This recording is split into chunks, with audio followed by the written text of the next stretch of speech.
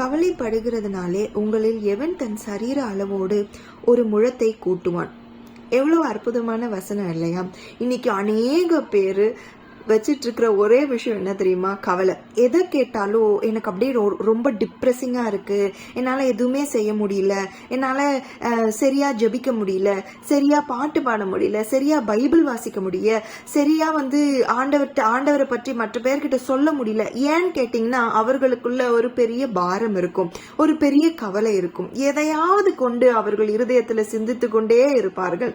ஆனா ஆண்டவர் சொல்றார், அந்த கவலையெல்லாம் தூக்கி போட்டுட்டு இன்றைக்கு என் சமூகத்துல வந்து நில்லு, எனக்காக நீ நில்லு அப்படின்றத அநேகர் பேரிடத்துல ஆண்டவர் இன்றைய தினம் பேசி கொண்டிருக்கிறார். அவர் சொல்றாரு, கவலைப்படுகிறதுனால உங்களுடைய சரீர அளவை கூட்டவோ குறைக்கவோ உங்களால முடியுமா? யோசிச்சு பாருங்க. சாதாரணமா ஒரு சாப்பாட்டுல உப்பு ரொம்ப கூடி போயிடுச்சுன்னா நம்மளால ஒண்ணுமே பண்ண முடியாது. ஆனா சர்வ சிருஷ்டிகர் சாதாரண தண்ணிய கூட திராட்சை ரசமாக மாற்றி போட்டிருக்கிறார். அவர் சர்வ சிருஷ்டிகர். அவர் எல்லாத்தையும் பார்த்து பார்த்து நம்மளுக்காக அழகாக சிருஷ்டித்த தேவன். அவரால் செய்ய முடியாத காரியம் ஏதாவது இருக்குமா?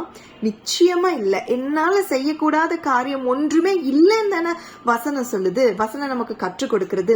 இந்த கவலை மிகப்பெரிய ஒரு ஆயுதம். யாருக்குன்னு பாத்தீங்கன்னா பிசாசானவனுக்கு. இந்த கவலைப்படுகிறதுனால நம்மளால தேவனிடத்துல ஒன்று இருக்க முடியாது, நம்மளால துதிக்க முடியாது, பைபிள் வாசிக்க முடியாது, தேவனுடைய வசனத்தை கேட்க கூட முடியாது. அப்படி ஒரு பெரிய தடைதான் இந்த கவலை. அப்போ பிசாசை நம்ம எதிர்த்து நிக்கணும்னா முதலாவது இந்த கவலையை விட்டு தேவனை துதிக்க வேண்டும். இந்த துதி ஒரு பெரிய ஆயுதமாக இருக்கிறது பரலோக ராஜ்யத்திற்குரியவர்களுக்கு.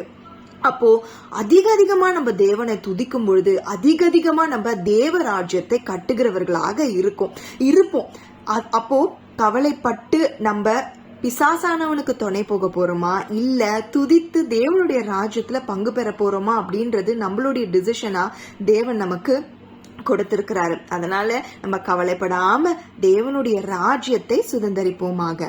ஆமீன். மாரநாதா.